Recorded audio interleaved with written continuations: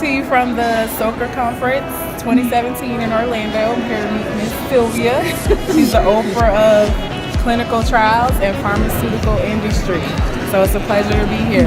Thank you for stopping by. You're we welcome. appreciate you. Nice to meet you. Nice to meet you too. Awesome.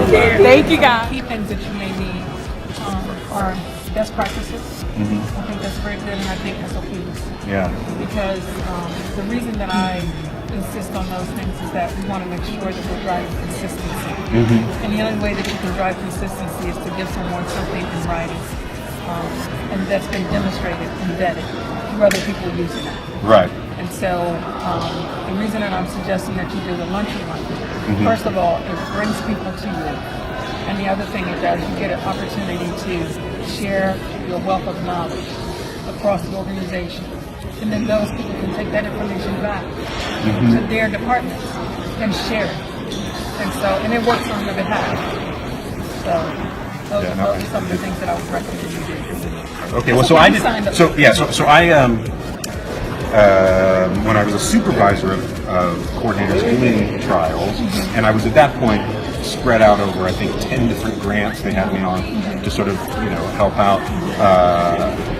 I created SOPs and had people, delegated and had people help us create SOPs for everything from, how we transport the drug from our pharmacy is like, 3 blocks away, and, but is it temperature control? Right. Is it, all these Do things. you need a temp towel in the Right, truck? right. Do you need a temp towel on the box? So I said, let's just anticipate, Anticipate something along the line. what people are going to ask, from both industry and,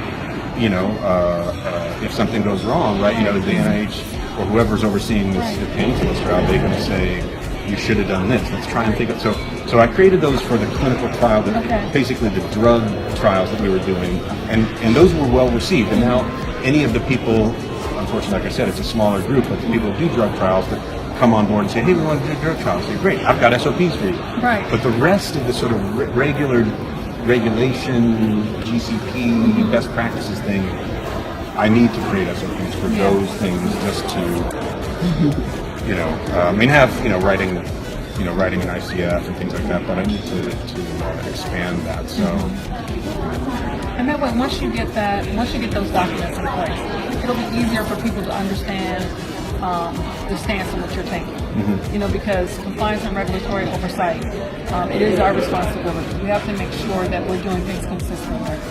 We don't want people doing things, haphazard.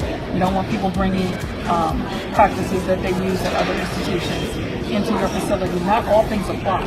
Right. So you just want to make sure, again, that you have SOPs in place, best practices in place.